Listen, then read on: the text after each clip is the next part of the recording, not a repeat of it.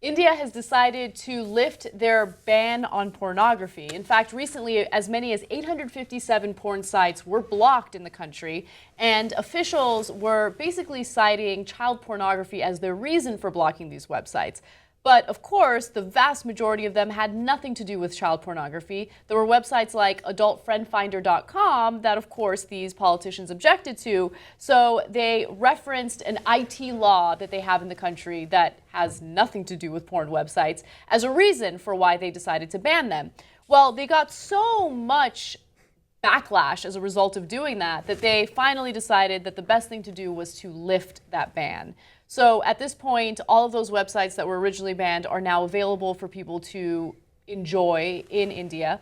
But one comment that I want to make about this is it's very, very interesting to me that officials there are so concerned about pornography when the real problem in India is the fact that people can rape others and not face real prosecution or real consequences for it.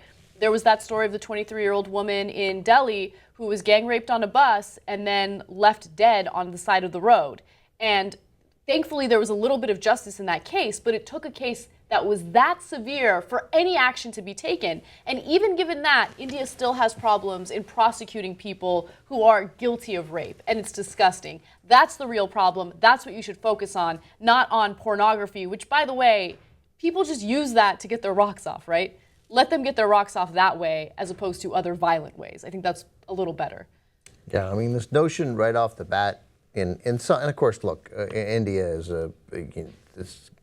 what, the third most populous country in the world, second, right up there, and it is filled with smart, thoughtful people, and it is growing, and the caste system is slightly less important than it used to be.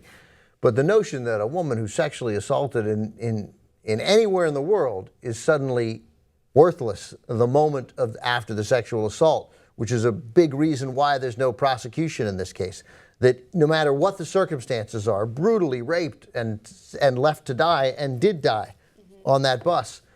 And then instantly it's like, well, what are you going to do? And the disowning by the families. And so, if you want culture to change, if you want hundreds and hundreds and hundreds and hundreds of years, generation passed down, that this kind of behavior is acceptable, it is up to elected officials in this country, it is up to the leaderships in all countries where this happens, including the United States of America, where we still have a little issue with it, to change that way of thinking and to get rid of, again, to go back to our previous story, this Victorian prehistoric look at sex and sexual shaming, and to recognize that rape is not a sexual crime. Rape is a violent crime. Yes. And to start treating it like you would treat a murder and prosecute people for it. And you start prosecuting people for rape, you start sending important people to prison for sexually assaulting women.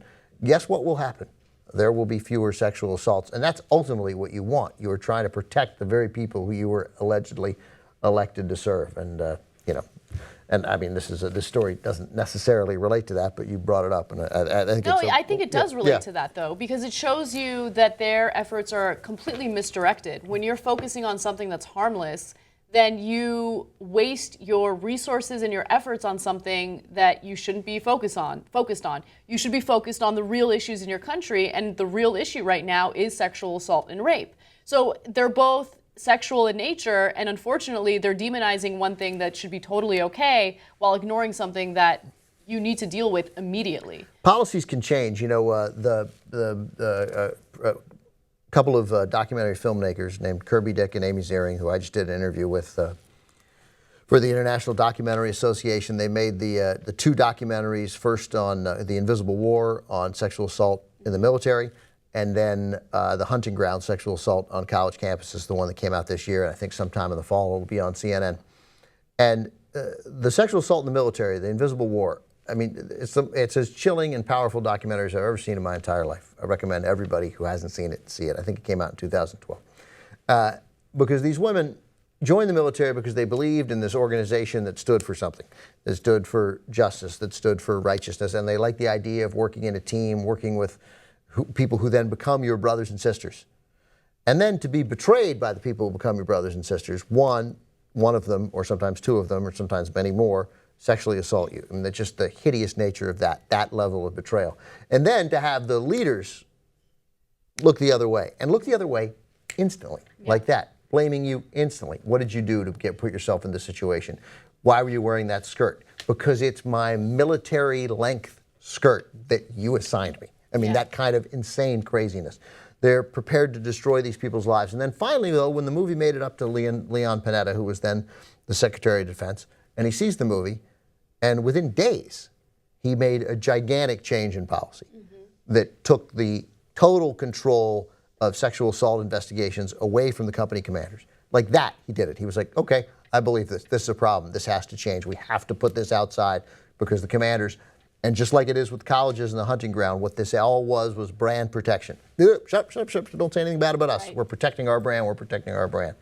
And it can change. Stuff can change. Leaders can change. And one of the ways you change it is you arrest a couple of officers who did it and charge them with sexual assault and put them in the brig.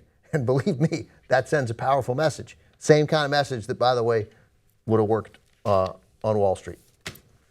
Not for sexual assault, but again, something different. Sends a message that there is a real risk engaging in this kind of behavior.